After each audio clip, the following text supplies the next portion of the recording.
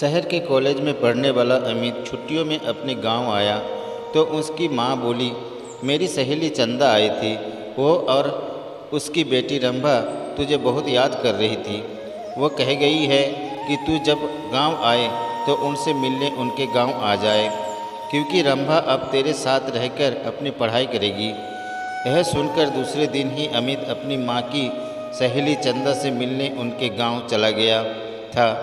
जब अमित वहां पहुंचा तो चंदा और उनके घर के सभी लोग खेतों पर गए हुए थे।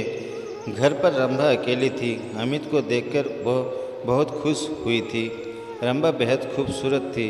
उसने जब शहर में रहकर अपनी पढ़ाई करने की बात कही तो अमित उससे बोला, तुम मेरे साथ रहकर शहर में पढ़ाई करोगी तो वहाँ पर तुम्हें शहरी लड़कियों जैसे कपड़े पहनने होंगे। वहाँ पर यह चुन्नी बुनने का फैशन नहीं है। कहकर अमित ने उसकी चुन्नी हटाई तो उसके हाथ रंभा के सुडौल अंबारों से टकरा गए। उसकी छुअन से अमित के बदन में बिजली की करंट जैसा झटका लगा था। ऐसा ही झटका रंभा ने भी महसूस किया था। वो हैरान होकर उसकी ओर देखने लगी तो अमित उससे बोला, ये लंबी चौड़ी सलवार भी नहीं चलेगी। वहाँ पर तुम्हें शहर की लड़की की तरह रहना होगा। उनकी तरह लड़कों से दोस्ती करनी होगी। उनके साथ वो सब कुछ करना होगा जो तुम गांव की लड़कियां शादी के बाद अपने पतियों के साथ करती हो। कहकर वो उसकी ओर देखने लगा तो वो शर्माते हुए बोली, ये सब पाप होता है। अगर तुम इस पाप पुण्य के चक्कर में फंसकर ये सब नहीं कर सकोगी तो अपने इस गांव में ही चौका चूल्हे के कामों को करते हुए अपनी ज़िंदगी बिता दोगी। कहकर वो उसकी ओर देखते हुए बोला, तुम खूबसूरत हो, शहर में पढ़ाई कर की ज़िंदगी के मज़े लेना। इसके बाद अमित उसके नाजुक अंगों को बराबर छूने लगा। उसके हाथों के छुअन से रंभा के तन बदन में बिजली का करंट सा लग रहा था।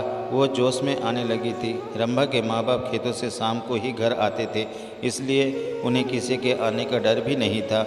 ये सोचकर रंभा धीरे से उससे बोली, चलो अंदर पीछे वाले कमरे में चलते हैं। ये सुनकर अमित उसे अपनी बाहों में उठाकर पीछे वाले कमरे में ले गया। कुछ ही देर में उन दोनों ने वो सब कर लिया जो नहीं करना चाहिए था।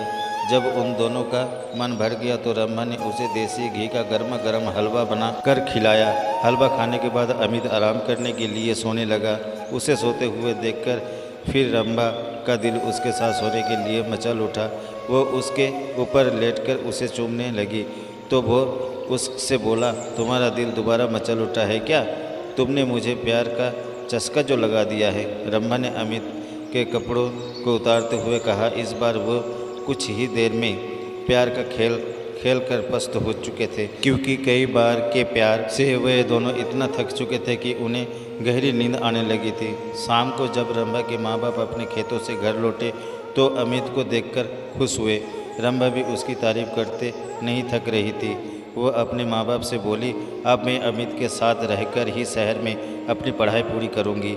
यह सुनकर उसके पिताजी बोले, तुम कल ही इसके साथ शहर चली जाओ, वहाँ पर खूब दिल लगाकर पढ़ाई करो। जब तुम कुछ पढ़ लिख जाओगी तो तुम्हें कोई अच्छी सी नौकरी मिल जाएगी, तुम्हारी ज़िंदगी बन जाएगी। फिर किसी अच्छे घर में इसके शादी कर देंगे। आजकल अच्छे घरों के लड़के पढ़े लिखी बहू चाहते हैं। रंभा की माँ ने कहा तो अमित बोला, मैं दिन रात इसे पढ़ाकर इतना ज़्यादा होशियार बना दूंगा कि फिर ये अच्छे अच्छे पढ़े लिखों पर भारी पड़ जाएगी।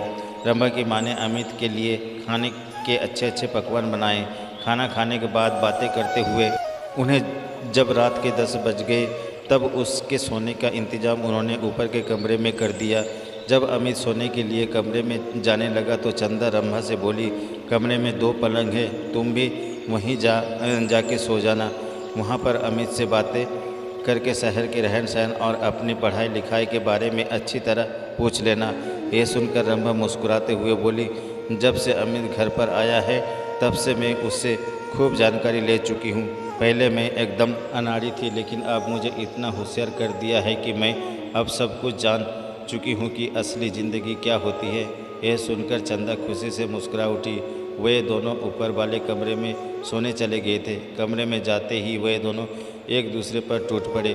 शहर में आकर अमित ने रंभा के लिए नए नए फैशन के कपड़े खरीद दिए, जिन्हें पहनकर वो एकदम फिल्म हीरोइन जैसे फैशनेबल हो गई थी। अमित ने एक कॉलेज में उसका एडमिशन भी करा दिया था। जब उनके कॉलेज खुले तो अमित ने अपने कई अमीर दोस्तों से उसकी दोस्ती करा दी, तो रंभा ने भी अपनी कई सहेलियों से अमित की दोस्ती करा दी। गांव की सीधी सादी रंभा शहर की ज़िंदगी में ऐसे रम गई थी कि दिन में अपनी पढ़ाई और रात में अमित और उसके दोस्तों के साथ खूब मौज मस्ती करती थी। जब रंभा शहर से दूसरी लड़कियों की तरह बन संवर कर अपने गांव जाती, तब सभी लोग उसे देखकर हैरान रह जाते थे। उससे देखकर उसकी दूसरी सहेलियों भी अपने माँ बाप से उसकी तरह शहर में पढ़ने की जिद करके शहर में ही पढ़ने लगी थी। अब अमित उसकी गांव की सहेलियों के साथ भी मौज मस्ती करने लगा था। उसने रंभा की तरह उनको भी प्यार का चस्का जो लगा दिया था। दोस्तों, ये कहानी आपको कैसे लगी कमेंट करके ज़रूर बताइएगा, और चैनल में नए हैं तो चैनल को सब्सक्राइब ज़रूर कर लीजिएगा। कहानी सुनने के लिए आपका बहुत बहुत धन्यवाद।